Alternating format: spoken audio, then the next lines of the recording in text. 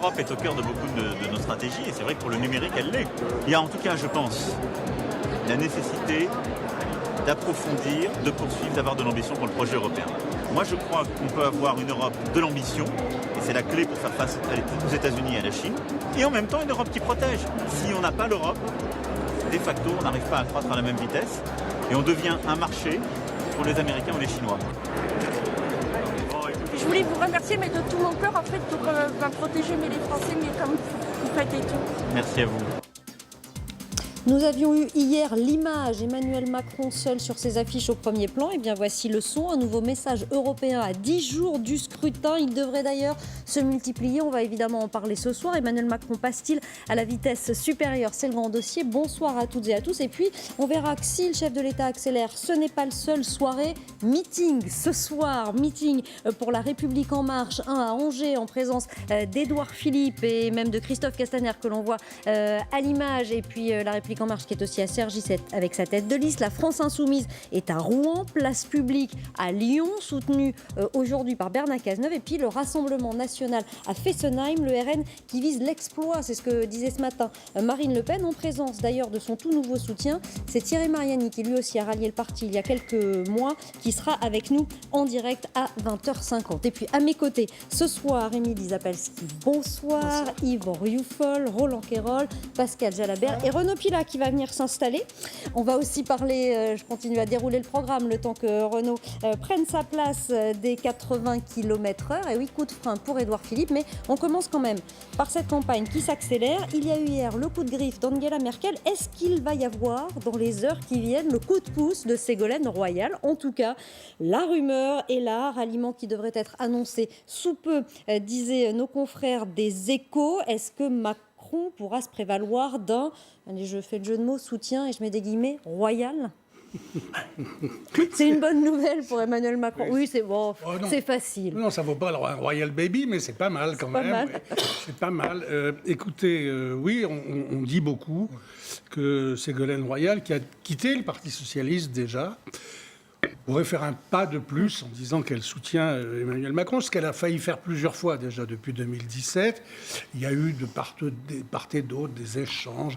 Elle a été un tout petit peu déçue, je crois, au début de ne pas avoir une fonction dans la République, par exemple un ministère. Bon, elle ne l'a pas eu, elle s'était un petit peu renfrognée. Bon, logiquement, il semble bien qu'elle soit quand même proche de la Macronie depuis de bonnes années. Ouais, je vous fais réagir. Elle avait effectivement, il y a quelques petits cailloux qui avaient été posés par Ségolène Royal. D'abord, elle avait salué la tribune d'Emmanuel Macron. Et puis, c'est Christophe Jacubizine qui lui avait posé la question en la recevant il y a peu sur LCI. Écoutez. Vous savez, je ne m'interdis rien, vous me connaissez. Donc pour l'instant, non, chacun prend ses responsabilités, les listes sont en place, les Français. Je suis comme une citoyenne, moi comme vous, comme tout le monde, qui va. Et nous allons écouter ce que ces listes ont à dire. Voilà, visiblement, elle a écouté, lu et sans doute entendu un appel d'Emmanuel Macron. Bon, elle vient rappeler ce qu'il y a de socialiste encore dans La République En Marche, parce qu'on essaye de nous faire comprendre que La République En Marche serait le rendez-vous de la nouvelle droite. La nouvelle droite, oui. On voit bien que, en tout cas, ça s'accommode également de ceux qui étaient au Parti Socialiste auparavant. Ségolène Royal se retrouve une place. Est-ce qu'elle est vraiment attendue? Moi, je ne le pense pas. Je trouve que ça fait quand même très ancien monde, pour reprendre maintenant une expression un peu édulcorée. C'est-à-dire que visiblement, elle cherche à préserver ses intérêts personnels, enfin son parcours politique, qui n'est certainement pas négligeable. Mais je ne vois pas très bien l'intérêt collectif qu'il y a derrière. Pardon, c'est pas quelqu'un qui marque encore les esprits, Ségolène Royal? Moi, j'ai l'impression que quand on parle de renaissance, d'une liste de renaissance dans laquelle il y a Ségolène Royal, il y a Elisabeth Guigou, René Hue, Daniel Cohn-Bendit, Jean-Pierre Raffarin, c'est peut-être une renaissance pour eux-mêmes qui semble renaître aux yeux des autres, mais la renaissance de la liste me paraît un peu aléatoire dans ce cas-là, parce que c'est quand même là la vieille politique qui revient. Et donc je suis très embarrassé, je ne vois pas très bien le côté novateur qu'il y a, d'autant que quand je les entends, ils répètent, et je trouve ça insupportable, tous les mantras de dire que le populisme est la menace, que le nationalisme est fauteur de guerre, etc. Enfin, tous ces slogans qui ne veulent plus rien dire aujourd'hui, parce que précisément, c'est le peuple qui se rend compte il a été trahi et qu'il se rend compte également que la guerre, aujourd'hui, elle est au cœur de ces sociétés multiculturelles dont on a dit qu'elles étaient l'exemplarité. Donc, je trouve qu'il n'analyse pas exactement quel est le fond de la fracture aujourd'hui qui porte toute une partie de la société à s'abstenir. Ça ne sert à rien ce que pourrait faire Ségolène Royal? Oui, alors deux choses. Ségolène Royal, d'abord, quand on ne sait-on jamais, il y a un remaniement, peut-être dans l'air, en fonction du score du président, tiens, pam, elle envoie une carte postale à ce moment-là. Bon, oui, c'est pas complètement gratuit, vous dites? Vous sous-entendez? Voilà, c'est peut-être pas complètement gratuit. Puis quand même, la deuxième chose, c'est que Emmanuel Macron, il manque un peu dans son entourage et dans son gouvernement de personnalités qui sentent l'opinion. Et Ségolène Royal, il faut quand même lui faire ce crédit. Quand elle a fait Désir d'avenir, elle a senti la démocratie participative un peu avant tout le monde. Et puis on lui a beaucoup dit aussi, à force de vouloir faire trop nouveau et de ne pas s'entourer de ceux qui savent et de ceux qui connaissent et de quelques anciens, on se plante. Voilà, il manque un peu de personnalités qui ont été élus locaux, qui sentent l'opinion, qui ont parcouru les circonscriptions, qui soient un peu madrés pour dire attention, là il faut peut-être faire attention aux élus locaux. Il lui a manqué ces personnalités-là. Ségolène Royal, elle le sait, elle l'a compris. Elle sent aussi que la critique vient un peu sur le thème. Il est quand même un peu plus de droite que de gauche, alors qu'il avait dit qu'il serait en même temps. Donc du coup, elle voit qu'il y a une brèche, qu'en fonction du score, il peut y avoir un remaniement derrière. Donc elle envoie sa carte postale. Alors une Ségolène Royal pas rancunière. On se souvient quand même que dans son livre, elle avait critiqué la méthode Macron, autoritarisme, déficit de dialogue, exercice solitaire de la décision, démocratie parlementaire affaiblie. Emmanuel Macron refait les mêmes erreurs, graves erreurs. C'est ainsi qu'elle parlait du président de la République. Alors, on comprend bien aussi que dans la dynamique de cette campagne, il vaut peut-être mieux se mettre dans les pas de la République En Marche que dans ceux de Place Publique ou d'Europe Écologie Les Verts. C'est aussi un peu l'analyse que font certains chez les Républicains, par exemple. Moi, je suis toujours perturbée des personnalités politiques qui changent aussi rapidement d'objectifs, mais surtout de convictions. On ne peut pas vouloir conduire une liste de gauche et verte, et puis d'un seul coup, ou en tout cas quelques jours après, se rallier à une autre liste. Il faut avoir des convictions. Après, on va s'étonner que les Français aient un recul par rapport à la vie politique. Mais qu'est-ce que c'est que ces élus politiques qui changent d'avis aussi facilement? Est-ce que Madame Ségolène Royal a négocié quelque chose pour après? Est-ce qu'elle est déjà en perspective d'un prochain remaniement ministériel? On peut se poser la question. Bon, rien n'est jamais gratuit en politique, on ne le découvre pas, mais est-ce que, on parlait d'image, on parlait de poids politique, elle garde une image particulière, Ségolène Royal? Mais comme vous le disiez, sur Désir d'avenir, elle a quand même une image de battante, elle a subi plusieurs échecs, elle est toujours là, donc il y a cette image de femme qui en veut et qui a toujours sa place sur l'échiquier politique. Maintenant, c'est vrai qu'il y a quand même cette histoire de deal et de personnalité de l'ancien monde. Je vous rejoins, Yvan Ruffoul, sur pourquoi elle vient là. Elle avait cherché à rassembler à gauche les écolos.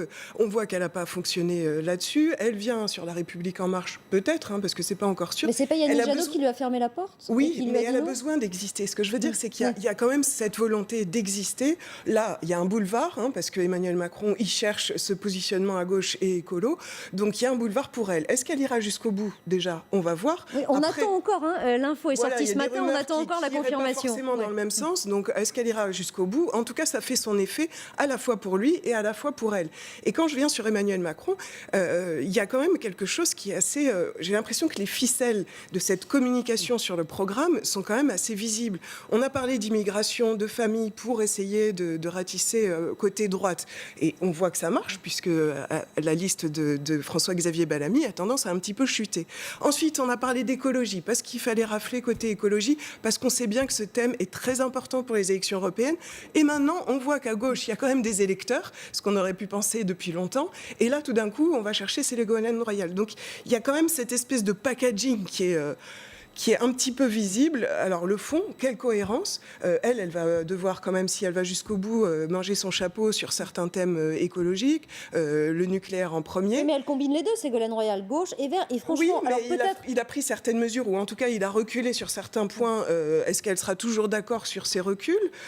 Après, il y a cette négociation. Moi, je ne suis pas sûre que ça soit aussi que la négociation d'un poste ministériel. Il y a peut-être l'Europe qui l'intéresse aussi. Donc voilà, il y a tout ce fond qui n'est pas très sain finalement. Alors le programme, effectivement, a été repeint en vert, mais tout le monde promet de laver plus vert, là, aussi dans la dernière ligne droite. Peut-être aussi parce qu'il y a un réservoir de voix et que ceux qui votent pour les Verts ou qui ont en tout cas cette idée-là, eux, ils vont voter. Non, mais tant mieux que ça verdisse, tant mieux, mais qu'il y ait du fond et que vraiment il y ait des velléités et des actions qui puissent être lancées. Et là, on n'en voit pas encore vraiment les signaux purs et concrets. Renaud, pour ce premier tour de table. Mais sur les raisons d'un soutien de Ségolène Royal, s'il se confirme, oui, je crois qu'il y a un choix de conviction, un choix d'ambition. Le choix de conviction, c'est déjà, vous disiez, Hélène, qu'elle n'est pas rancunière. Elle n'est pas rancunière peut-être vis-à-vis d'Emmanuel Macron, mais en tout cas, Elle est très rancunière vis-à-vis des socialistes. Les socialistes ne l'ont pas voulu.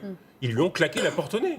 Donc, elle n'allait pas soutenir l'alliance socialiste Raphaël Glucksmann. Ils ont pu lui savonner la planche aussi pendant la campagne présidentielle. Voilà, qui est quand même à 5%.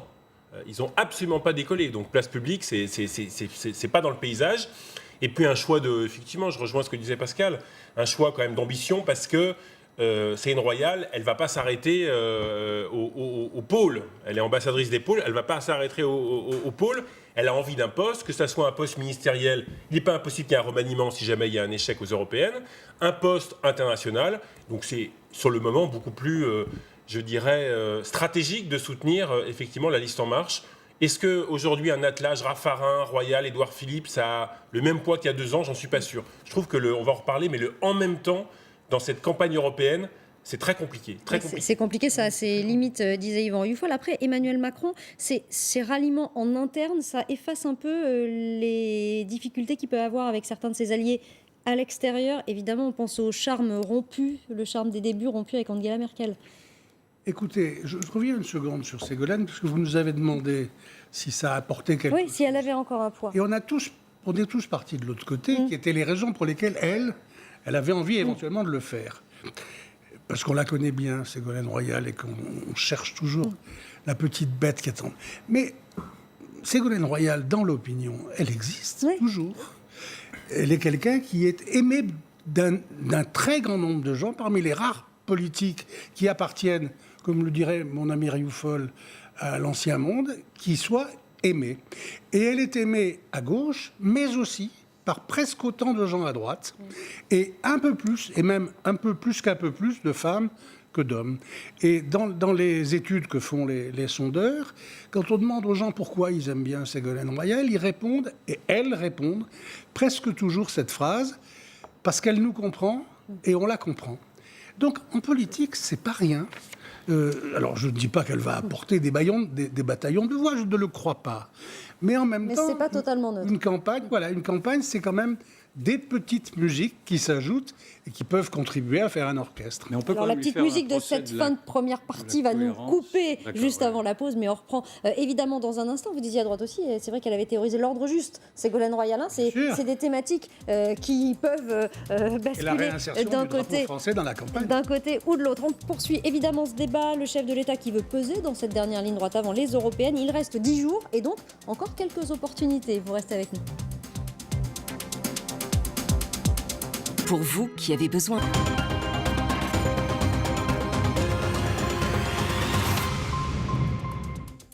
Revenir aux frontières nationales, fragiliser le projet européen, fracturer le projet européen, c'est condamner nos agriculteurs à ne plus bénéficier de la PAC, nos start-up à ne plus bénéficier d'un vrai marché européen du numérique, nos citoyens à se rétrécir. Moi, je crois qu'on peut avoir une Europe de l'ambition, et c'est la clé pour faire face aux États-Unis et à la Chine, et en même temps une Europe qui protège. Moi, je crois dans cette Europe-là. Voilà, toutes les occasions sont bonnes visiblement pour parler d'Europe. Emmanuel Macron avait prévenu qu'il jetterait toute son énergie dans cette campagne. Ce soir, c'est, il faut le dire, un peu le cas de tout le monde avec des meetings en série, 2 pour La République En Marche, dont celui-ci à Angers en présence du Premier ministre. Vous voyez également que la France Insoumise, c'est François Ruffin, je n'ai pas mes lunettes, mais vous me corrigerez si je me trompe, qui est à Rouen. Et puis à Lyon, dans le Rhône, meeting de place publique où l'on attend Bernard Cazeneuve. Hier, c'est Christiane Taubira qui était aux côtés de la tête de liste, Raphaël Glucksmann. Le Rassemblement national, lui aussi, bat le rappel. Marine Le Pen rêve d'un exploit et nous en parlerons avec Thierry Mariani dans une quinzaine de minutes. C'est donc le moment ou jamais de mouiller la chemise. Alors, ce ne sera pas sur la scène d'un meeting, on a bien compris, pour Emmanuel Macron. Est-ce que vous nous confirmez, Pascal Jalabert, je me tourne vers vous parce qu'a priori, vous devriez être au courant, que le prochain message passera bien par la presse quotidienne régionale. La confirmation n'est pas encore arrivée, mais bon, c'est en bonne voie, on va dire. Ouais. C'est ce qui se murmure, Renaud, c'est le scénario le plus probable? Oui, c'est normalement ce qui devrait se faire, une grande interview du président la semaine prochaine dans la PQR. Alors, on parle aussi d'autres initiatives. C'est quoi? Déplacement surprise, participation à une réunion publique dimanche. Dimanche, il y a un Facebook Live géant sur les réseaux sociaux avec des ministres, des colistiers, la tête de liste. Et Emmanuel Macron est invité par le parti et par la direction de campagne à répondre aux questions, notamment des jeunes sur l'Europe. On verra s'il y participe, mais l'idée en tout cas de participation à un meeting, notamment la semaine prochaine, vendredi prochain à Paris, il y a un grand meeting de la République En Marche avec tout le monde pour le coup. Cette idée a été abandonnée parce que pour le coup c'est vraiment trop partisan en termes d'image de participer à un meeting. Mais comme ça, jusqu'à vendredi soir minuit, il y aura des petits gestes du président pour essayer de faire décoller cette liste, parce que le macronisme, c'est Macron, on l'avait oublié, il n'y a que Macron. Voilà. Quoi, il faut remacroniser la campagne? Écoutez, je trouve que les féministes auraient à redire de la manière dont le président de la République traite une femme, en tout cas Madame Loiseau, parce que là, elle est vraiment visiblement éjectée de toutes les photographies. Elle est en meeting ce soir à Cergy, Nathalie Loiseau. Et si vous dites que le macronisme, c'est Macron, oui, certes, mais Macron, c'est d'abord le président de tous les Français. Or là... Yvan, un homme serait mauvais, il serait éjecté pareil, je vous rassure. Oui, non, en l'occurrence, c'est une femme. Et là, en l'occurrence, le macronisme, c'est Macron, mais Macron est également président de tous les Français. Or là, il nous fait comprendre que Macron n'est plus le président de tous les Français, mais il est en fait un chef de parti. Il redevient un chef de parti, le chef du parti de la République En Marche, et je pense d'abord qu'il dévoie sa fonction, sa propre fonction, arbitrale dans le fond, puisqu'il prend position, il divise les Français, puisque les Français vont être amenés à voter contre lui ou pour lui, mais sachant qu'il ne représentera pas tout le monde. Et donc, moi, je trouve qu'il s'est mis dans une impasse qui politiquement est très contestable, me semble-t-il. Et je ne vois pas très bien la sortie s'il perd. En tout cas, s'il gagne, naturellement, il pourra se targuer de dire qu'il a rempli son pari. Mais s'il perd, je ne vois pas très bien où il peut aller. Or, j'ai l'impression qu'il est comme ce type qui joue avec pile ou face et qui dit pile je gagne, face tu perds. C'est-à-dire pile je gagne, c'est-à-dire que j'ai gagné mon pari contre les Gilets jaunes et la France mécontente, et face je reste quand même parce que j'ai quand même gagné mon pari. Et donc ça ne marche pas. Est-ce que c'est plus critiquable? Alors là, il a choisi de ne pas prendre position officiellement, mais Nicolas Sarkozy lui aussi s'était engagé dans une campagne européenne en apparaissant sur les affiches. Il y a des marronniers de la politique française. Par exemple, quand on est à l'étranger, on ne parle pas de politique intérieure. Quand pour la 250e fois, il l'a fait plusieurs fois. Quand pour la 250e fois, un président, après tous les prédécesseurs le fait, on dit est-ce que c'est encore normal? On n'a pas compris que c'était une règle qui était fausse depuis bien longtemps. Et puis il y a un président n'intervient pas en campagne électorale et a fortiori dans les européennes. En 2009, le grand meeting de campagne de Nicolas Sarkozy. Oui, mais c'est pas parce que Sarkozy l'a fait que c'était bien. Non, mais c'est en 2014, l'excellent François Hollande, il a fait une lettre à la presse quotidienne régionale. Voilà. Donc arrêtons d'être horrifiés. Ça n'empêche pas d'être le président de tous les Français. Mais vous l'êtes faussement, j'ai bien compris. Ça l'empêche. J'ai bien compris. Arrêtons, voilà. Ça s'est toujours fait. Ça se fait. On est le président de tous les Français. Et on est par ailleurs élu d'une majorité, comme le sont ses petits camarades Premier ministre ou Président du Conseil dans les autres pays. Madame Merkel fait des meetings de campagne électorale. Oui, il me semble que la contradiction est insurmontable. Enfin, moi, ça ne me scandalise pas, et en effet, il y a eu des précédents, donc voilà, c'est pas non plus complètement choqué, et on sait très bien qui y a derrière à chaque fois, et c'est pareil pour... Oui, mais est-ce que c'est pas un jeu dangereux? Alors, par contre, moi, je trouve que c'est plutôt une caractéristique du macronisme, c'est-à-dire qu'il est pris par son piège ou son désir d'être toujours là, d'être le seul sur qui on peut compter, parce que probablement il pense que le faire c'est toujours mieux que de le déléguer, et il n'a pas réussi à faire monter, mais alors là je suis pas tout à fait d'accord, moi je pense que c'est homme ou femme confondu, moi je suis pas spécialement féministe, mais je vois pas que Nathalie Loiseau c'est particulièrement parce que c'est une femme, mais parce qu'il n'arrive pas à faire monter, c'est pas un manager dans le sens de faire monter les gens qui sont autour d'eux en compétences, parce qu'il y a eu très peu de personnalité, là on est en effet en train de... Il n'y a pas un problème de ressources aussi? Mais voilà, mais là on cherche Ségolène Royal, mais les ressources elles se fabriquent, regardez... Non mais... Blanquer, ministre de l'Éducation nationale. Alors peut-être qu'il a plus de potentiel. Peut-être qu'il a plus de potentiel que Nathalie Loiseau à la base, mais ces gens-là, on peut les faire monter. Il y a des gens qui étaient mais très bon ministre, Blanquer, mais pas très bon tribun. Il fait peu de meetings.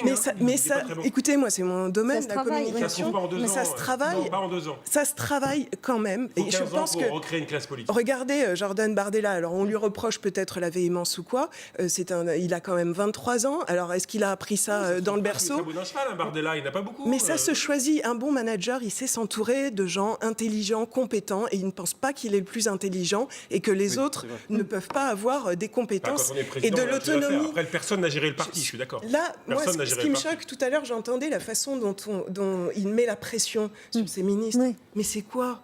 Enfin, pour moi, un bon manager, alors je suis d'accord, la bienveillance, le management bienveillant, c'est probablement n'importe quoi, mais un bon manager, il sait mettre en valeur son équipe et il va les faire monter. On n'en est plus au côté paternaliste ou au côté punition. Alors c'est quoi? Vous allez monter au front, sinon c'est remaniement obligatoire? C'est quand même très particulier comme façon de... Alors, est-ce qu'il n'a pas quand même, et on voit Édouard Philippe, c'est Édouard Philippe là, qui est en ce moment à Angers, il tient plutôt bien la tribune, Édouard Philippe. Édouard Philippe, c'est le chef de la majorité, le Premier ministre. Oui, et il a une expérience politique. Voilà, et puis des campagnes, il en a fait. Il est maire du Havre, donc il s'est déjà connu une campagne municipale. Il a fait la primaire pour Alain Juppé. Il est rodé. Moi, je suis d'accord avec Renaud. Ça ne s'improvise pas, à part quelques talents qui émergent, comme Emmanuel Macron d'ailleurs, parce que lui n'avait jamais fait de campagne. Mais Macron, c'est vrai qu'il en sort un tous les X années. Moi, ce qui me frappe quand j'ai regardé les panneaux électoraux en venant. Vous voyez la photo, Emmanuel Macron. Ils sont affreux déjà. Toutes les affiches sont affreuses. On se croirait en 1970. Oui, mais Renaud, c'est une catastrophe. C'est le combat de Renaud, la ringardise, des affiches. Les jeunes ne s'intéressent pas à la politique. Vous passez devant des panneaux électoraux, c'est Goodbye Lénine. Quoi. Vous avez l'impression de... Non, mais c'est incroyable. C'est vrai, mais... Alors qu'il y a des graphistes plein Paris qui adoraient faire des belles affiches. Il y a des graphistes, il y a des photographes de grand talent, mais quand vous regardez qui vous retrouvez sur les panneaux, alors vous avez M. Macron, on l'a vu hier, l'affiche, M. Mélenchon, Mme Le Pen, Monsieur Dupont-Aignan, Monsieur Asselineau, bon, je défile, je me dis tiens, mais... Tiens, c'est la présidentielle ou quoi? Oui. Alors il manque Monsieur Fillon. Non, mais il manque Monsieur Fillon et il manque Monsieur Lassalle et Monsieur Poutou parce qu'ils n'ont pas eu l'argent. Sinon, ils y étaient. Donc, on retrouve 2 ans après les mêmes avec des candidats, entre guillemets, chaperonnés. Parce que Manon Aubry... Monsieur Fillon a eu d'autres problèmes. Monsieur Fillon a eu d'autres problèmes. Oui, il a eu d'autres problèmes, donc lui, il ne pouvait pas y être. Mais du coup... Mais parce qu'il n'y a plus personne, Pascal. Voilà. Le problème, c'est qu'on vit encore avec les conséquences de 2017. On a eu le plus grave séisme qu'a connu la vie politique française depuis 50 ans. On est encore les 2 partis de gouvernement se sont effondrés, vous vous rendez compte? Effondrés. Il n'y a plus personne. Les Français, ils ne connaissent plus que Macron, Wauquiez, Mélenchon, Marine Le Pen et qui d'autre? C'est tout. Et vous faites des taux de notoriété dans n'importe quelle rue, n'importe quel supermarché. Les Français ne connaissent plus personne. Mais parce que on va vivre comme ça pendant des années. Mais parce que la vie politique est passée ailleurs. Moi, je peux déjà vous annoncer qui sera le vainqueur de ces élections. Ce seront les abstentionnistes, naturellement. Parce que la vie politique, aujourd'hui, ça fait longtemps, les Européens. Elle est dans cette société qui a fait sécession. Attendez, je finis. Qui a fait sécession avec la vie politique, avec le monde politique qui comme vous le dites, ne représente plus personne parce qu'il rejoue toujours le même théâtre depuis maintenant des années et singulièrement avec les mêmes habits aujourd'hui. Donc aujourd'hui, la vraie vie politique, celle qui n'apparaît pas effectivement sur les affiches, c'est celle des Gilets jaunes, qui soutiennent les Gilets jaunes, celle de cette France unie. Attendez, je fais... Laissez-moi aller au bout. Je dis celle des Gilets jaunes, celle qui soutiennent les Gilets jaunes, celle de cette France oubliée, celle de cette France périphérique, je vais crescendo, et de cette France périphérique qui représente 60% aujourd'hui de la totalité de la France. Et c'est ceci, ou c'est cette France-là qui ne participe plus, qui ne vote plus, ou qui vote aux extrêmes parfois, et c'est cette France-là qui nous regarde et qui ne regarde plus les affiches. Et quand je dis les Gilets jaunes, les Gilets jaunes ont été le révélateur de cette sécession démocratique. Non, c'est... Ouais. Alors on va écouter... C'est pas juste sur le plan statistique, mais... Pour revenir à la mobilisation... non, juste... Dans les Gilets jaunes, l'abstention, Yvan Riofol, l'abstention, elle est majeure. Je la prends comme un symbole de ce qui a marqué les 6 derniers mois. Le désintérêt de la politique, il est majeur. Dans les banlieues, c'est pas les Gilets jaunes. Non, ni dans les banlieues, ni dans la jeunesse. Pour les Gilets jaunes, c'est encore une autre analyse. Mais bien sûr, oui, je suis d'accord avec vous. Yvan, vous êtes dans une faculté aujourd'hui. Bon, nous, on y est passé il y a longtemps. Moi, je me souviens, dans les périodes électorales, quand vous étiez étudiant, C'était, on parlait que de ça. On parlait de la présidentielle, on parlait des législatives, certains tractés les plus engagés. Avant 25 etc. ans, c'est terminé, tout milieu confondu. C'est fini. Même chez les diplômés, même chez les gens riches, c'est fini. C'est fini. C'est pas une question de C'est gilet pour ça jaune ou que, pas. pour revenir à Ségolène Royal, même si elle a effectivement été celle qui avait bien compris une appétence pour la démocratie participative, elle n'apporte plus rien au débat qui a pourtant recyclé, si je puis dire, un peu cette notion de démocratie participative, enfin de démocratie horizontale. Vous avez évoqué la remobilisation générale et le petit coup de semonce, ou gros coup de semonce d'ailleurs d'Emmanuel Macron à ses troupes. On voit qu'Édouard Philippe, il se mobilise, il est sur le terrain, soit il accompagne Nathalie Loiseau, soit il fait son propre meeting pendant que Nathalie Loiseau en fait un, elle, de son côté. Et évidemment, Édouard Philippe, il répond aussi, il a répondu ce matin à ces questions relatives à la personnalisation de la campagne. Aujourd'hui, il se comporte clairement comme un chef de faction, comme un chef de clan, et il rentre en campagne contre des millions de Français, qui sont les adversaires politiques d'En Marche. Alors moi, ce que je viens dire, c'est que lorsque l'on rompt ainsi avec les institutions, lorsque l'on rompt ainsi avec l'esprit de la Ve République, eh bien la contrepartie, c'est la responsabilité. S'il arrive en seconde position, compte tenu de son comportement, oui, effectivement, il devrait prendre la décision de partir s'il n'arrive pas en tête de cette élection. Que le président de la République assume son engagement pro-européen. Il sait que c'est une élection décisive pour l'Europe. Il le dit. Il le porte, et c'est très bien ainsi. Objectif, remobiliser l'électorat du premier tour, Roland Quérol, c'était ça que je voulais dire par remacronisation de la campagne. L'objectif numéro 1, et d'ailleurs c'est l'objectif numéro 1 pour tout le monde, c'est retrouver son socle. Au moins retrouver le socle. Alors, en nombre de voix, bien sûr que non, parce qu'il y aura beaucoup moins d'électeurs. Mais en pourcentage de suffrages exprimés. Donc pour Macron, c'est l'idée de on fait 24, et comme par hasard, du coup, pour Marine Le Pen, c'est on fait 25. Voilà, c'est retrouver son socle, c'est convaincre ses propres électeurs.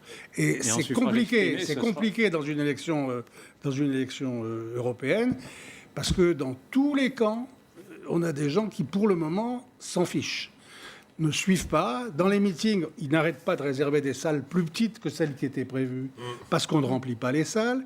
Quand vos confrères ou vos consoeurs font des émissions avec les candidats aux européennes, ça ne fait absolument pas recette. Et d'ailleurs, les sondeurs montrent que la notoriété des têtes de liste n'est toujours pas là. Les débats fonctionnent quand même. Il y en aura un lundi sur LCI. Il sera passionnant. Donc, ce sera la grande confrontation. Il y en aura deux même. Tous les candidats, les 14 têtes de liste. On ne montre pas que jusqu'à maintenant, ça ait passionné les foules. Il va peut-être arriver un moment où on va s'approcher, où ça va passionner.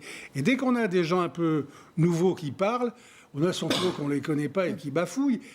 La première élection européenne en 1979, il y avait une candidate tête de liste qui était Simone Veil, qui va ensuite finir, si j'ose dire, cette année-là, comme présidente du Parlement européen. Et on a passé son temps dans tous les journaux à expliquer qu'elle bafouillait, qu'elle n'était pas claire, que c'était une candidate, que c'était une femme très bien, mais que c'était une candidate nulle, au point que les partis qui soutenaient sa candidature, qui n'étaient pas rien, ont essayé sans arrêt de trouver d'autres orateurs pour empêcher que ce soit Simone Veil qui tienne le crachoir. Donc voilà, on est devant malheureusement une scène connue et que nous reproduisons. Alors les poids lourds à la rescousse, c'est vrai aussi chez Place Publique. On ira voir tout à l'heure comment se passe le meeting de Raphaël Glucksmann avec Bernard Cazeneuve, ancien Premier ministre, ancien ministre de l'Intérieur. On va regarder Place Publique, la liste Place Publique PS qui est à 5% ce soir dans notre baromètre quotidien. On va regarder les chiffres qui nous sont parvenus tout à l'heure. 9,5 pour la France Insoumise qui est aussi sur scène, on le voyait ce soir. On comprend bien qu'il faut cravacher pour convaincre. Rassemblement national 23 toujours en tête, l'AREM et Modem 22,5, une petite progression, mais quand même, le Rassemblement national fait depuis le début de la semaine d'une courte tête, mais quand même la course en tête dans ce baromètre quotidien. La question c'est est-ce que ça va durer jusqu'à la fin de la campagne ? En 2014, lors des dernières européennes, 40% des Français se sont décidés la dernière semaine et 20% le dernier week-end, le week-end du vote, 20%. Donc pour les élus qui nous regardent, qu'ils ne se désespèrent pas et surtout qu'ils aillent faire campagne parce que c'est vraiment, à mon avis, à partir de lundi que pas mal de Français vont faire leur choix. Alors, meeting ou réunion publique comme celle où vous vous trouvez, si je ne me trompe pas, ce soir, Thierry Mariani, bonsoir, ancien ministre, candidat sur la liste Rassemblement national pour ces élections européennes. Ne pas se désespérer, dit Renaud Pila, y croire jusqu'au bout. Ça veut dire que cette campagne, elle va se jouer jusqu'à la dernière minute ? Bien sûr, comme toujours, mais vous savez, nous, on l'a commencé depuis le mois de janvier. On n'a pas attendu, comme Madame Loiseau, le 9 mai pour présenter notre programme. Et depuis maintenant plus de 4 mois, nous faisons campagne parce que cette élection est capitale. On peut changer les choses en Europe. Et puis aussi, ce sera un message à envoyer aux Français. C'est stop ou encore à Monsieur Macron. Alors, on peut changer les choses en Europe, on va en parler si on a un groupe suffisamment fort pour le faire. Avant d'en venir à cette question et à votre capacité à fédérer autour de vos élus, de ceux que vous enverrez au Parlement européen, meeting à Fessenheim ce soir, on note, est-ce que vous nous confirmez la présence de votre toute dernière recrue, je ne sais pas comment dire, prise de guerre, Andrea Cotarac, arrivée de la France insoumise? Ça vous chatouille pas un peu? Parce que franchement, c'est pas du tout le même programme a priori.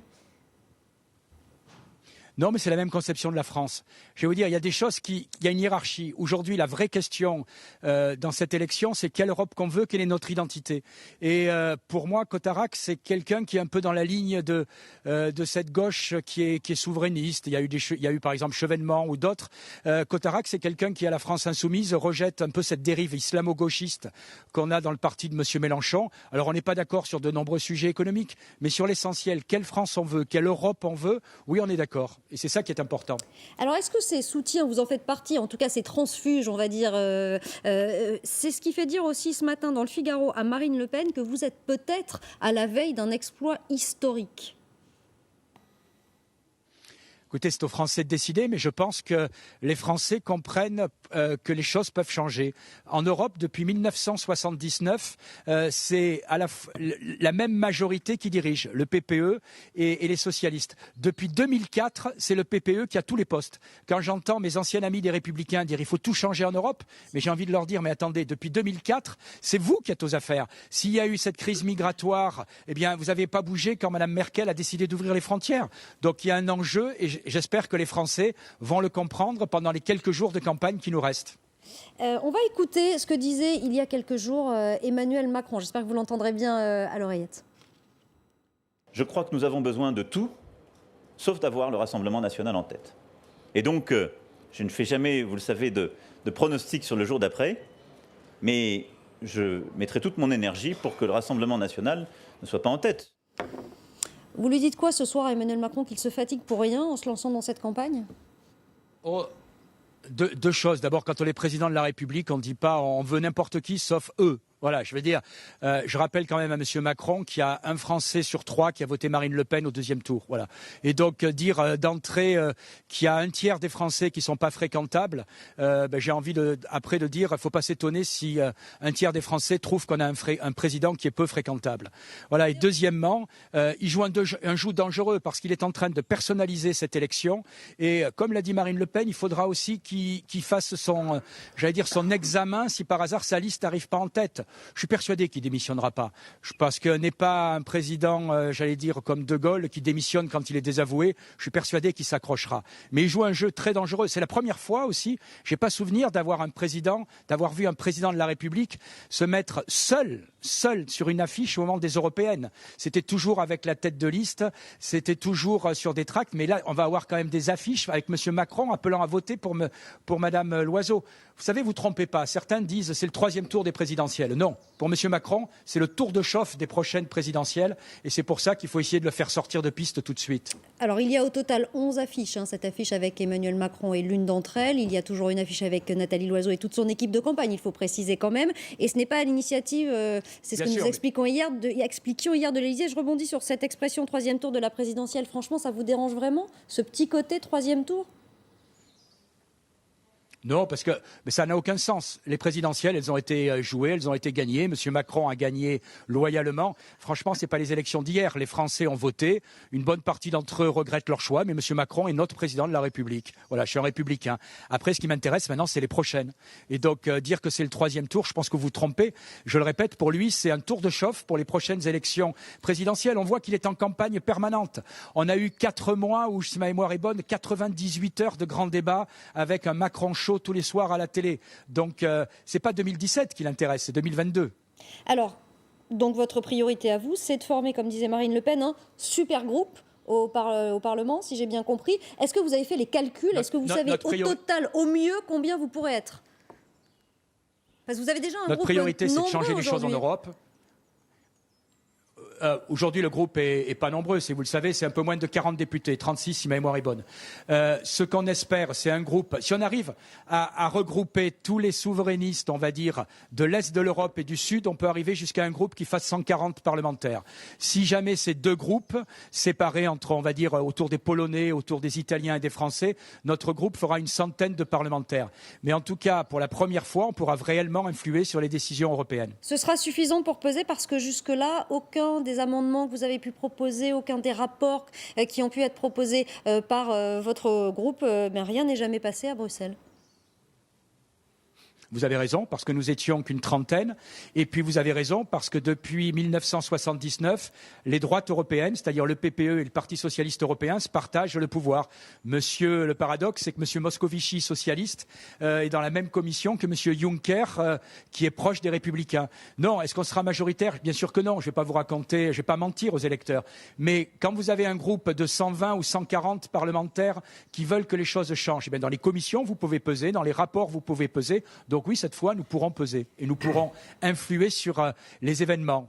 Une question de Renaud Pila, Thierry Mariani, qui est sur ce plateau, comme chaque soir.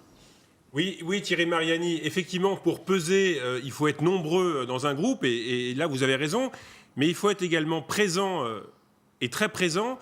Est-ce que vous allez convaincre vos nouveaux amis du Rassemblement national d'être plus présents? Parce que lorsque l'on voit leur taux lors de la dernière mandature, c'est vraiment pas fameux. Ils sont parmi les derniers.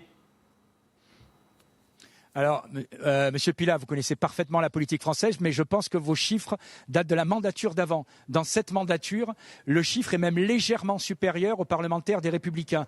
Ils ont été extrêmement présents à tous les votes, mais vous avez raison, les amendements très souvent ne sont pas passés parce qu'il y a eu un rejet systématique des amendements présentés par le Rassemblement national. Mais je vous rassure, à une exception ou deux exceptions près, la totalité des parlementaires du Rassemblement national, dans le mandat qui s'achève, ont été extrêmement présents. Une question sur ce soutien annoncé de Ségolène Royal à Emmanuel Macron, ça nous fait ni chaud ni froid? Je n'ai pas compris, si vous pouvez répéter votre question. Une question sur le soutien annoncé, il n'est pas confirmé, mais possible, de Ségolène Royal à Emmanuel Macron. Ça vous fait réagir ou peu importe? Non, franchement, écoutez, j'ai envie de dire, c'est la Hollandie qui se rassemble de plus en plus autour de M. Macron. Il y avait déjà Elisabeth Guigou il y a quelques jours. C'est vrai qu'on a une partie du Parti socialiste qui est à la dérive. Je trouve que c'est triste pour la gauche d'avoir choisi M. Glucksmann, quoi. C'est la gauche mondaine désormais à laquelle il se raccroche. J'ai presque plus de sympathie pour M. Brossat du Parti communiste qui fait une campagne vraiment avec des idées claires. La gauche aujourd'hui un peu perdue, c'est triste pour ceux qui défendent ce courant d'idées. Madame Ségolène Royal se raccroche à M.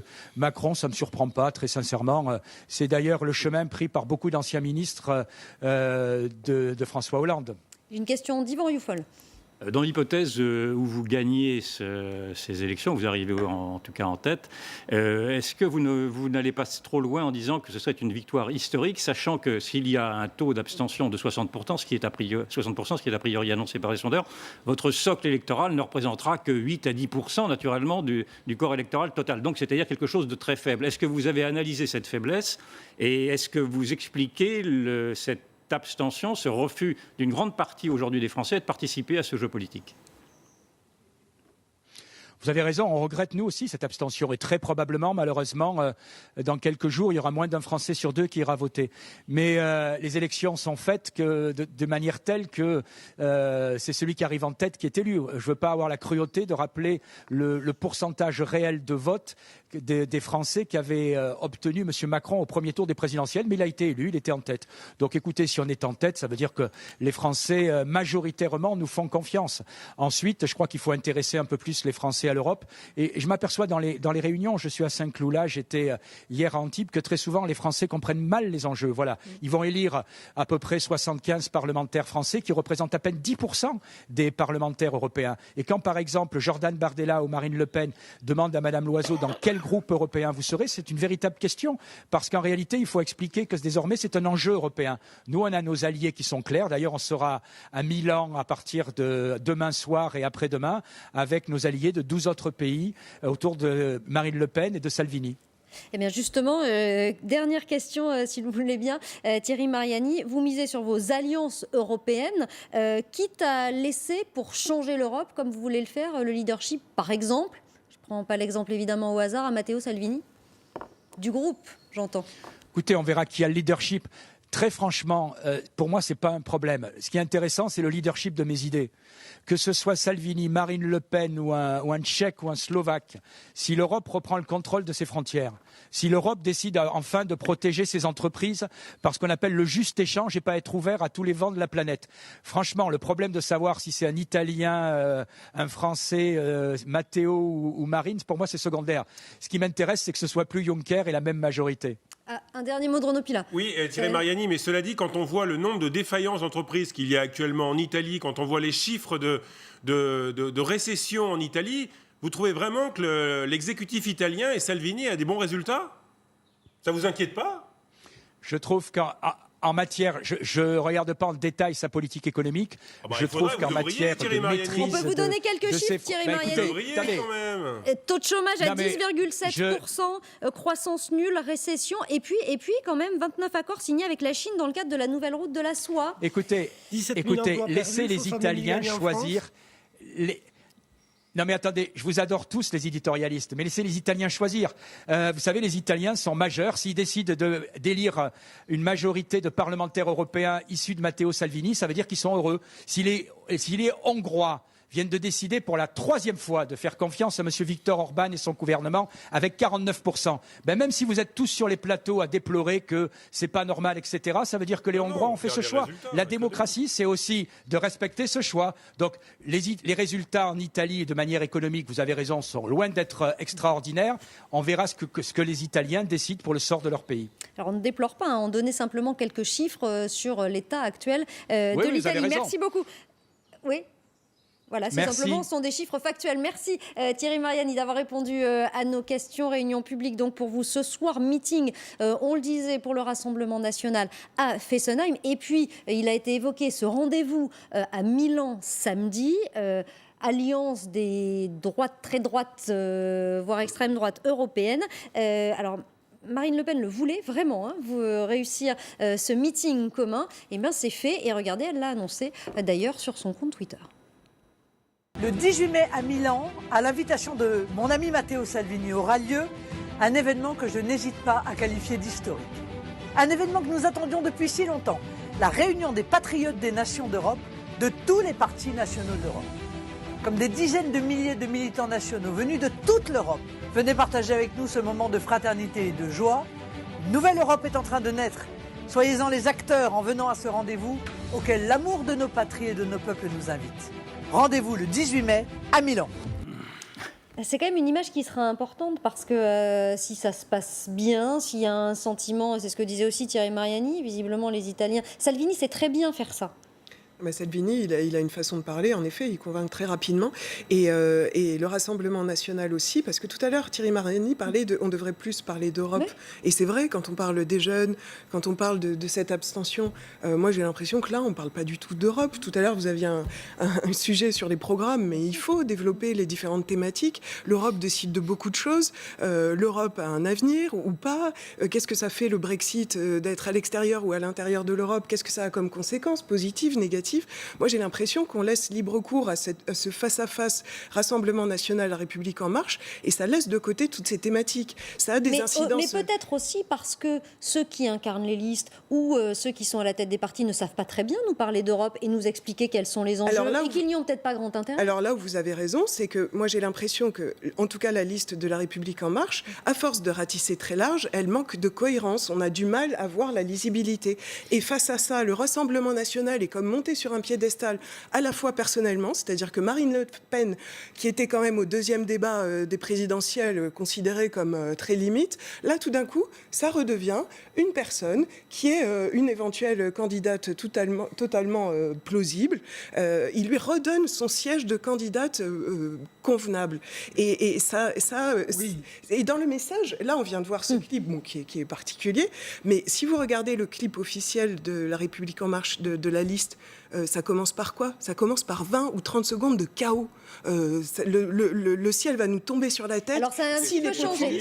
Ça, c'était les premiers clips. Non, le nouveau commence par des images en noir et blanc, disant, voilà, si on vit en paix aujourd'hui, c'est grâce à l'Europe. Je résume grossièrement le message. C'est toujours la même ligne éditoriale. L'absence d'Europe, c'est la guerre. Oui, mais ce que je veux dire, c'est que là, regardez, elle est positive, elle est limite même elle est très enjouée.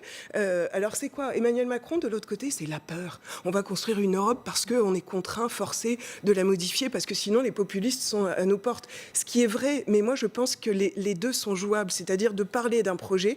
Emmanuel Macron, cette ambition dont il a parlé là à l'instant avec les entrepreneurs, cette ambition, il l'avait au départ. Pourquoi elle n'est plus là? Pourquoi elle est complètement abstraite et elle n'est pas dans la vie de tous les jours? Moi j'ai entendu un Jordan Bardella parler des préoccupations des Français vis-à-vis de l'Europe, de qu'est-ce que ça va faire chez eux.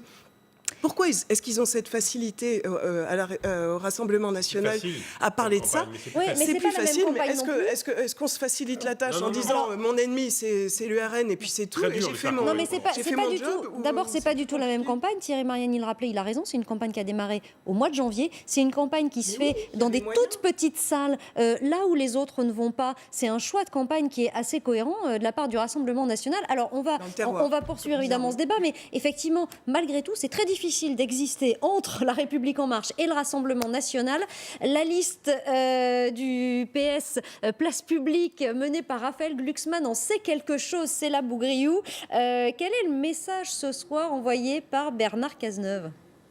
C'est l'invité vedette du meeting. Eh bien, Bernard Cazeneuve ne s'est pas encore exprimé, mais il apporte évidemment son soutien à cette liste en se présentant donc à ce meeting, en y assistant. Et c'est d'ailleurs pas le premier, puisqu'hier c'était Christiane Taubira, ancienne ministre de la Justice. Il y aura également Martine Aubry d'ici quelques jours pour un autre meeting dans le Nord, ou encore Najat Vallaud-Belkacem. Il s'agit donc d'essayer de redonner espoir aux militants et surtout de les encourager à venir voter. Pourtant, cela ne fait pas oublier aux militants qu'il y a un courant inverse qui existe aussi, celui des membres du clan de François Hollande qui se mettent à soutenir Emmanuel Macron. C'est le cas d'Elisabeth Guigou il y a quelques jours et ce sera très certainement le cas aussi de Ségolène Royal, donc qui devrait elle aussi se rallier à Emmanuel Macron, à la liste de la majorité La République En Marche. En tout cas, côté militant, les qualificatifs sont assez durs pour décrire cette nouvelle. Ils considèrent cela comme étant très décevant de la part de Ségolène Royal, ou encore dramatique pour ceux qui sont le plus touchés par cette nouvelle. En tout cas, on veut quand même garder espoir, même si Raphaël Glucksmann, tête de liste Place Publique et PS, reste englué autour de 5%, ce qui est du jamais vu côté socialiste. Eh bien, les militants veulent croire finalement à ce qu'ils puissent déjouer les pronostics et donc faire un score un peu plus élevé à ces élections européennes. Merci beaucoup, c'est la Bougriou avec Harmony Pondignaga. Vous êtes à Lyon à ce meeting de Place Publique. On le rappelle, beaucoup de meetings. Ce soir, on entendra dans un instant Édouard Philippe. Il parle toujours. Ça se passe à Angers pour le Premier ministre et La République En Marche. Il répond à des questions de la salle. C'est un peu pareil. Christiane Taubira, Bernard Cazeneuve, c'est pas non plus très nouveau monde pour venir soutenir la liste emmenée par Raphaël Glucksmann, qui est censé incarner peut-être un nouveau visage du Parti socialiste et du socialisme. Non, mais au moins ont-ils le panache de ne pas se dédire, parce qu'il reste fidèle à un parti qui a quand même fait les belles heures de la politique et qui maintenant naturellement est subclaquant. Mais plutôt que de faire comme Ségolène Royal qui va voir ailleurs, il reste sur place et je trouve ça plutôt valorisant pour eux, d'autant que François Hollande, si je crois bien, va faire également la même chose. Il va rester fidèle, en tout cas à ses idées. Donc c'est toujours intéressant de voir que des hommes et des femmes politiques restent fidèles à ce qu'ils ont aimé, même si naturellement aujourd'hui ce parti-là est agonisant. Mais pour le reste, on assiste, mais c'est pas nouveau, naturellement à l'effondrement de ces grands partis et singulièrement du Parti socialiste, bien sûr. Mais il s'effondre parce qu'il n'a pas fait les bonnes analyses de ce qu'était la nouvelle société, de ce qu'étaient ces fractures dont je vous parlais, et de ce qu'était ce rejet d'une partie de l'opinion, d'une idéologie qui ne colle plus aux réalités. Donc il paye là, naturellement, une paresse intellectuelle. Voilà l'image de Bernard Cazeneuve à ce meeting de Place Publique à Lyon ce soir. Pascal Jalabert. Oui, pour revenir sur Marine Le Pen, alors c'est vrai que le prisme du débat a été un peu déformant, mais quand même, au deuxième tour de la présidentielle, c'est plus de 10 millions de voix, et il faut rappeler qu'aux européennes, les sortants, ce sont le Front National ils avaient 24,8% des voix il y a 5 ans. Donc le socle, il est là, du Front National. Ce qui fait que... Mais les sondages donnent moins. Les sondages donnent moins. C'est pas mirobolant pour eux. C'est pas mirobolant pour eux. C'est mirobolant pour personne. Voilà, 23 ce soir dans notre baromètre oui, 23, donc quotidien. c'est moins que leur score de 2014, c'est moins que c'est le score du premier tour présidentiel à un point près, mais elle a un socle important à plus de 10 millions de voix. Donc du coup, c'est vrai que ça va être difficile d'exister entre les deux. Et alors à gauche, là, pour exister, c'est vrai que Raphaël Glucksmann, il aurait dû d'entrée s'appuyer sur ce qu'il reste au Parti socialiste. Il reste quand même des élus locaux qui font leur job dans les mairies, dans les présidents de région. Et c'est dommage peut-être que le PS n'ait pas su en faire émerger un pour porter cette idée européenne, parce que ces élus-là, ils travaillent avec l'Europe, ils savent ce que c'est. Donc bon, voilà, le PS est resté englué dans ses querelles.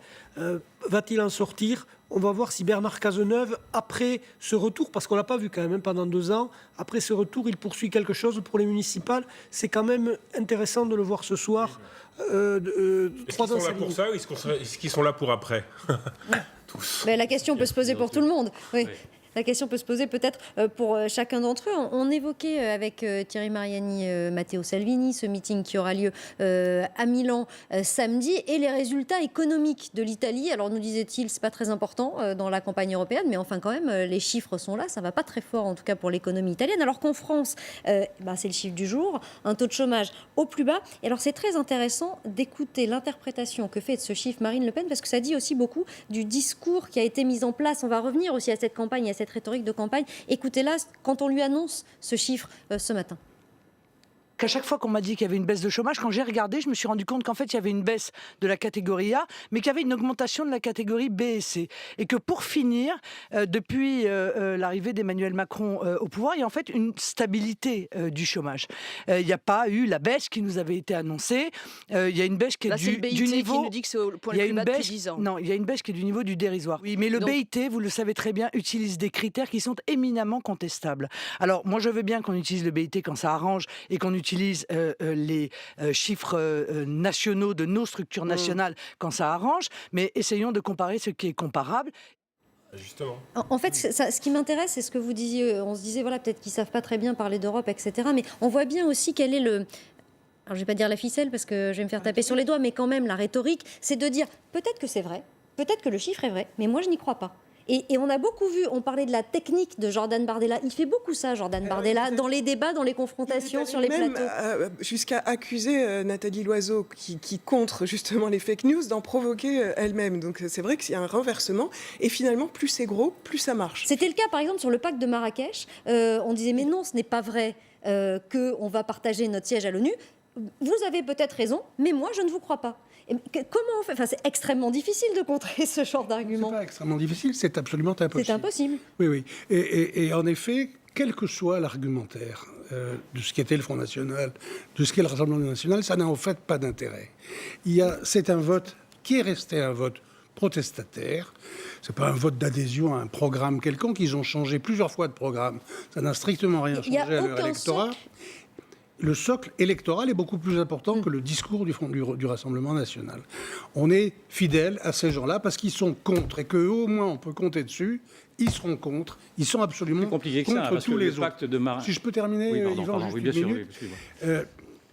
Et donc c'est ce mélange de politique intérieure et de politique extérieure qui d'ailleurs est le même partout. On croit que les Français, c'est les seuls à faire ça. Mais tout le monde fait ça. En Italie, tiens, il y a Salvini. Salvini, il est concurrent avec son allié gouvernemental. Ils ont fait au départ... 5 étoiles, oui. Voilà, la 5 étoiles ont fait 35%, il a fait 18%. Il est très possible que cette fois-ci, Salvini passe devant. Il les a complètement mangés. Voilà. Oui, il fait 2 campagnes en une, Salvini. Voilà, ça, c'est pas le seul, pardon. Est-ce qu'ils font pas tous de campagne en une ? C'est un bouleversement formidable. En Allemagne, cette semaine, les sociodémocrates sont dépassés par les Verts, à la 2e place. Il se passe des choses. Alors, encore une fois, c'est des élections européennes. Après, les gens corrigent éventuellement. Ici, en France, on a une stabilité incroyable par rapport à 2017. Les gens peuvent raconter n'importe quoi, ça reste exactement pareil. Et en effet, Marine Le Pen, quand elle nous dit triomphalement qu'il y aura un groupe unique de l'ensemble des droites européennes, ça n'aura pas lieu. Mais nous ne le verrons que début juillet, quand le Parlement entrera en fonction. S'il y avait une alliance des Polonais et des Hongrois avec Salvini et Marine Le Pen, oui, ça ferait un petit effet. D'ailleurs, un petit effet qui mènerait de toute façon à 180 députés ou plus. C'est-à-dire qu'ils n'ont aucun rôle au sein du Parlement européen. Mais ces arguments, on peut les dire. Ils sont vrais. Ils n'ont aucune espèce d'incidence. Les électeurs du Rassemblement national s'en fichent. Ils ne veulent pas le savoir. Tout ce qu'ils veulent, c'est voter contre les gens qui sont au pouvoir, contre Macron et contre l'Europe. Vous dites que c'est un peu plus compliqué. Les fake news sont partagées de part et d'autre. Non, c'est pas très simple. Non, et d'ailleurs, le pacte de Marrakech n'était pas celui qui préconisait le partage du siège de l'ONU entre l'Allemagne et la France. C'était le pacte d'Aix-la-Chapelle, je crois. Le pacte de Marrakech. Pardon, c'est le traité d'Aix-la-Chapelle. Vous avez raison. Le pacte de Marrakech, c'était le pacte de Marrakech concernait l'immigration et la moindre critique qui a été mise sur le pacte de Marrakech, et je l'ai faite parce que je l'avais lu, vous valez naturellement d'être accusé de fake news. Or, il n'y avait pas de fake news. Vous avez raison de me corriger. Non, il n'y avait pas de fake news. Il n'y avait pas de fake news. Non, il n'y en avait pas. Il n'y en avait pas du tout. Il n'y avait pas de fake news dans la mesure où, effectivement, ce pacte de Marrakech reprenait l'idéologie de l'Union européenne, qui était une idéologie multiculturaliste. Oui, mais on en faisait un traité contraignant. Et qui prévoyait même de couper. Elle nous a dit que c'était un traité qui organisait l'arrivée de millions de migrants. Je ne parle pas de Le Pen. Je vous dis que. Mais moi, je vous dis que c'est ça. Sur le fond, il y avait de quoi s'inquiéter. Pour amener des millions de migrants. Vous aimez que je ne vous interrompe pas, laissez-moi parler. Je vous dis que sur le fond, il y avait de quoi s'inquiéter. Et moi-même, j'ai eu le droit à cette accusation, alors que ce pacte de Marrakech mettait en scène précisément ce que voulait l'Europe d'une immigration contrôlée, mais d'une immigration tout de même, et d'une immigration massive. Bref, donc les fake news sont à analyser de part et d'autre. Et d'autre part, moi je me félicite naturellement que le chômage baisse, bien sûr, s'il baisse vraiment, mais vous apercevrez que la Cour des comptes, mercredi, je crois, nous a également annoncé que le déficit de l'État, lui, avait augmenté. Et donc, là, il faudrait peut-être aussi en parler. Donc, moi, je veux bien qu'on se félicite d'une bonne gestion, mais qu'on déplore la mauvaise.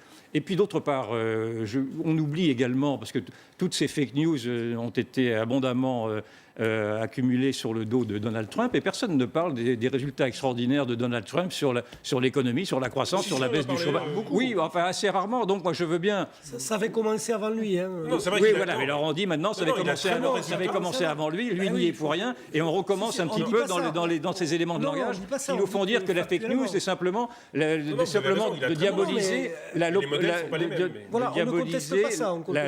l'opposition dans ce qu'elle pourrait apporter d'arguments. Et donc, je dis que des deux côtés, et du côté du camp du bien et du côté du camp des affreux, la fake news se porte bien. D'un mot, Renaud, avant la pause. Non, d'un mot, je trouve que c'est extrêmement difficile, de toute façon, dans les campagnes européennes, ceux qui sont, on dit, pro-construction européenne, partent vraiment avec un énorme handicap. C'est très dur de dire qu'on aime l'Europe. Non, mais c'est une course à pied, et eux, ils partent avec deux pieds, avec des plombs comme ça. Et ceux qui sont, on les appelle les populistes, qui critiquent les frontières ouvertes, qui critiquent ce qu'ils appellent, eh bien, considèrent que c'est beaucoup plus facile pour eux parce qu'ils critiquent l'impuissance du politique. Or, l'impuissance du politique qu'ils ramènent au niveau de l'Europe, ça fait 30 ans que les Français ont cette impression. Donc, ils sont dans le sens du vent. Et pour les autres, c'est extrêmement compliqué de faire campagne. On le voit encore cette fois-ci. Alors, est-ce que c'est si compliqué que ça de faire campagne? On va écouter ce qu'en pense Édouard Philippe en meeting ce soir à Angers. Je ne sais pas vous, mais moi, j'aime bien être en campagne. D'une certaine façon, ça me manquait. Si, c'est vrai. C'est vrai. J'aime bien être en campagne. Et je prends très au sérieux les campagnes électorales. Les campagnes électorales sont les moments où, justement, on obtient cette légitimité qui permet ensuite d'agir. Et je voudrais que, tous ensemble, et même au-delà de ceux qui font le choix de se porter leur suffrage sur la liste Renaissance, on fasse le choix de prendre cette campagne au sérieux, de prendre l'Europe au sérieux. Voilà, c'est pas le seul, on l'a vu, Emmanuel Macron aime aussi être en campagne. On va faire une petite pause, ce sera la suite du grand dossier. Et on va parler du gros dossier d'Édouard Philippe, parce qu'il y a la campagne, puis il y a eu aujourd'hui cette question des 80 km/h. À tout de suite.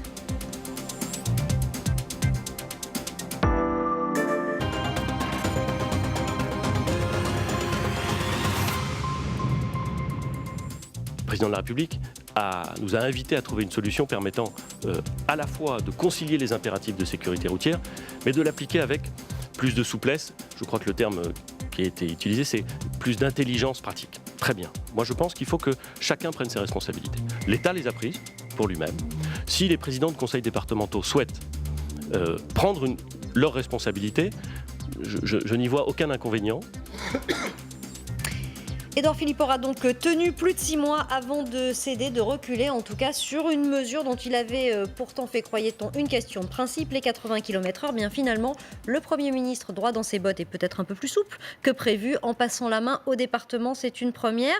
Ce recul, c'est pas vraiment la première fois. On fera un petit bilan, tiens, un point de calendrier, parce que nous sommes aujourd'hui le 16 mai, demain le 17 novembre, 17 mai. Eh bien, cela fait 6 mois qu'a éclaté la crise des Gilets jaunes, en partie d'ailleurs à cause de cette mesure, ces 80 km/h. Franchement, tout ça pour ça ?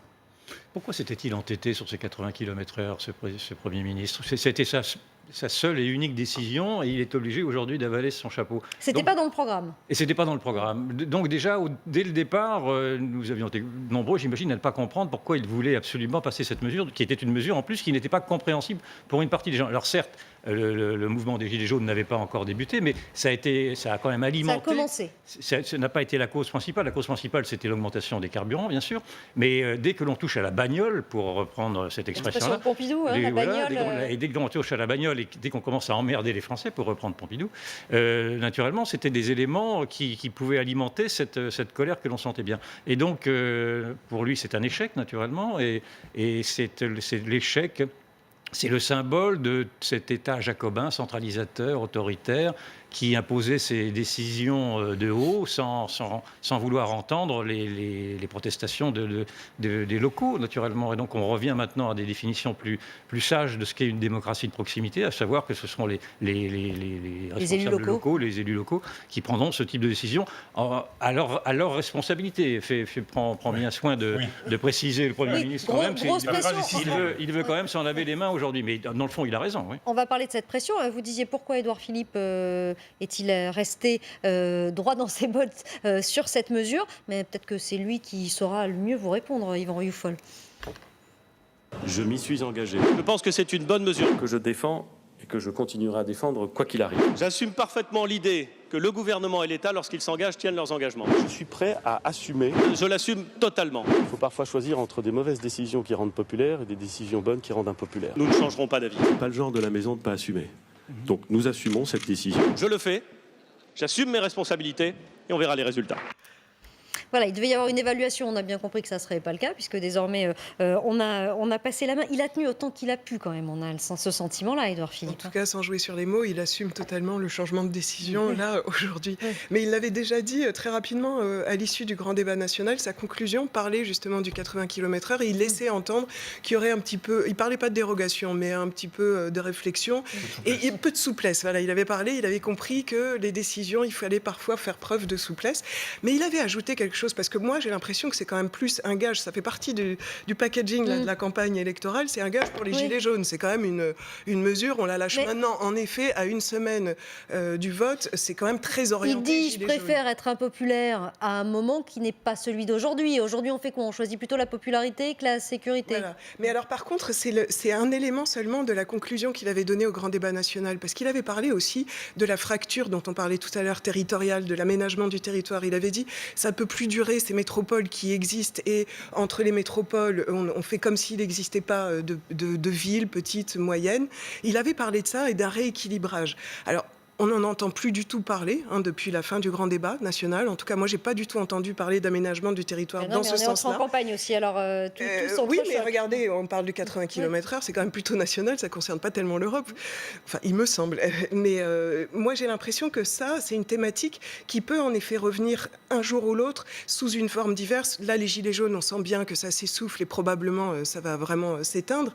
Mais c'est des préoccupations, ça fait partie, à mon avis, des abstentionnistes. Alors peut-être certains le traduisent en colère, et en effet, comme vous le disiez tout à l'heure, Roland Quérol, on sait où ça va, dans les partis d'extrême, et le plus fort en ce moment, c'est le Rassemblement national. Ce que je trouve dommage, c'est qu'en effet, la gauche, parce qu'elle n'a pas de personnalité ou quoi, mais elle avait quand même un boulevard, la gauche et les écologistes, parce que les écologistes, c'est un thème sur les élections européennes qui est quand même central. Peut-être que la liste de Yannick Jadot va, d'ailleurs, elle reprend un petit peu des couleurs, mais...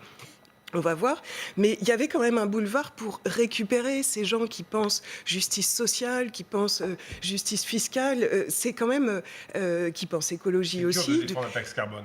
Je suis d'accord. Les écolos, c'est dur de défendre en ce moment la taxe carbone. Je suis d'accord, mais de penser l'urgence écologique, elle est essentielle. Les jeunes en parlent. Alors peut-être qu'ils ne sont pas prêts à se mobiliser jusqu'à voter, mais c'est une problématique. Ils le font en marchant, les marches pour le climat, mais pas dans les européennes. Ce que je veux dire, c'est que c'est une problématique qui va prendre de plus en plus de corps, et pour l'instant, on est en train de la prendre comme une étiquette. Je suis vert, donc suivez mon modèle, mais on n'y met rien derrière. Mais pratiquement, les écologistes, pareil. Ce que je veux dire, c'est que c'est une thématique qui va vraiment monter, et tout ce qui est fracture territoriale, c'est lié, la mobilité, il y a la santé aussi, il y a l'éducation. Tout ça, c'est comme si c'était des sphères dont on ne parle plus tellement et personne ne s'en est véritablement emparé. Alors c'est 81 km/h, la question revient dans le débat après cette déclaration d'Édouard Philippe. Quand même, alors il l'a tenu 6 mois, on le disait, il s'est entêté, diront certains, il fallait aussi tenir sous la pression. Ça a créé, à votre réaction ça se voit, du mécontentement, etc. Peut-être au fond tout ça est plus profond et moi je le vois comme une opportunité.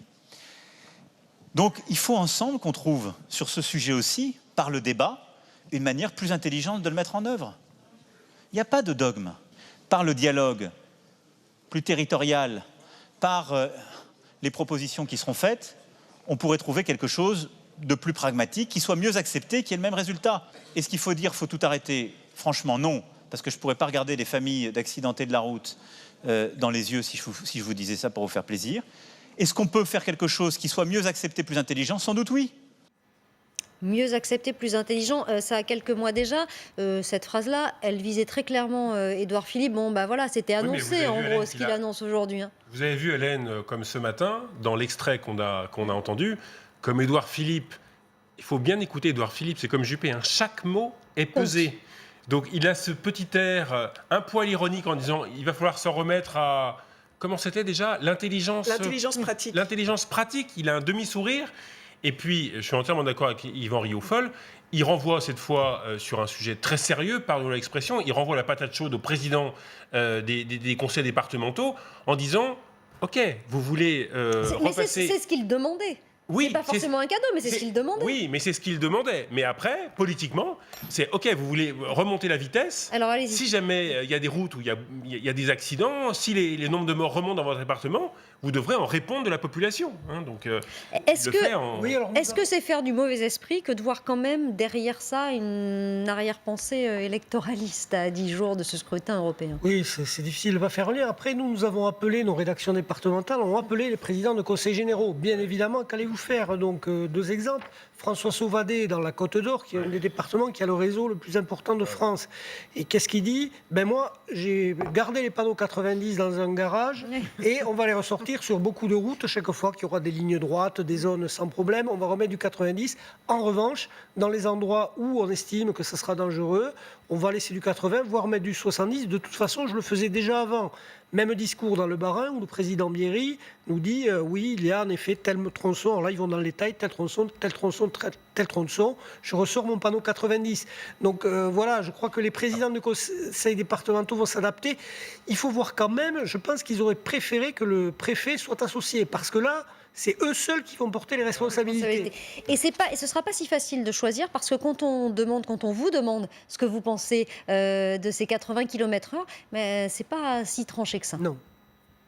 Que ce soit les départements, je pense que c'est une bonne idée parce qu'eux, ils sont plus à même de savoir quels sont les secteurs dangereux ou pas. Je pense que certaines routes 80, oui, d'autres c'est un non-sens. C'est une connerie, quoi, c'est tout. Il n'y aura pas moins de morts à 80 qu'à 90. Il vaut mieux que ça soit au niveau national. Départemental, ça veut dire n'importe quoi. Dans le Nord, on aura le droit. Dans le Pas-de-Calais, on n'aura pas le droit. Donc si on doit traverser la France et faire 60 départements, il va falloir toujours avoir en tête, tiens, ici, il va falloir avoir un ordinateur de bord qui nous dise. Donc c'est nul. Finalement, il s'est débarrassé d'une patate chaude, Édouard Philippe. Je vous signale que Édouard Philippe, vous dites, on a pris la décision aujourd'hui parce que c'était à lui de la prendre, mais Emmanuel Macron, à la fin du débat national, nous a dit déjà plusieurs fois, bien sûr. 3 ou 4 fois que ça allait être pris. Donc voilà. Oui, mais dans la bouche d'Édouard Philippe. Il y a un amendement à l'Assemblée, vraiment. C'est ça. À l'Assemblée. Moi, il se trouve que j'étais ici le jour où c'est arrivé, cette mesure. Et j'avais glosé sur un double thème qui était dans tous les pays du monde, toute mesure de limitation de la vitesse a entraîné une diminution du nombre des morts. Oui. C'est vrai. On peut se vérifier. Et deuxièmement, on vit un drôle de pays jacobin dans lequel toute décision qui concerne, y compris des routes près de chez nous, sont prises dans des bureaux à Paris. Et ça ne peut pas être bien pris. Mais les deux continuent à être vrais. C'est-à-dire que réellement, il y aurait moins de morts en abaissant les vitesses sur les routes. Et là, je ne veux pas faire comme le Premier ministre et dire tant pis si je suis impopulaire en le disant, mais c'est la pure vérité. Et de la même façon, il voulait la décision au niveau des présidents de conseil départemental. Comme disait le général jadis aux Guinéens, il voulait qu'ils la prennent. Et en effet, ils ont la responsabilité avec, parce que les présidents de conseils départementaux, ils savent ce que je sais, que nous savons, que les limitations de vitesse entraînent moins de morts. Et ils peuvent croire, comme Sauvadet, que vous avez eu, que lui, il sait les routes dangereuses et que les grandes belles routes droites sont moins dangereuses. Toutes les statistiques de sécurité routière montrent le contraire. Exactement. C'est sur les grandes routes droites très roulantes. Par beau temps, sol sec, qu'il y a les accidents les plus graves parce qu'on a de la confiance. Près de chez soi. Donc moi je suis partisan à ce qu'il y ait la plus grande décentralisation dans ce pays. Que les autorités locales prennent leurs responsabilités. Mais qu'elles s'inspirent aussi un peu du grand débat national, qu'elles aillent d'abord discuter avec des spécialistes avant de prendre leurs décisions. Moi j'avais juste une remarque au-delà de ce pour ou contre abaisser. C'est Édouard Philippe qui le dit. On a vu en effet Emmanuel Macron avoir des mots assez difficiles pendant le débat vers lui.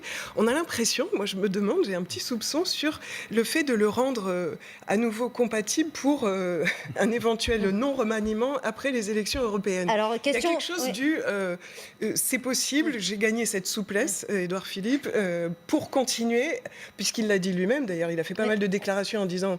On va l'entendre dans un instant parce qu'il le redit ce matin, en tout cas sur la façon... sur la façon dont il imagine son avenir, pour rester quand même sur ces reculs et sur cette souplesse, si on veut l'appeler comme ça, d'Édouard Philippe, c'est quand même pas tout à fait la première fois qu'il mange son chapeau, ça s'était passé aussi comme ça, souvenez-vous, tiens, sur la taxe carbone. Je suspends, pour une durée de 6 mois, ces mesures fiscales. Elles ne s'appliqueront pas avant d'être débattues par toutes les parties prenantes. Nous avons pris avec le président de la République la décision de suspendre pour 6 mois la mise en œuvre des mesures fiscales qui concernent les tarifs des carburants et les prix de l'énergie.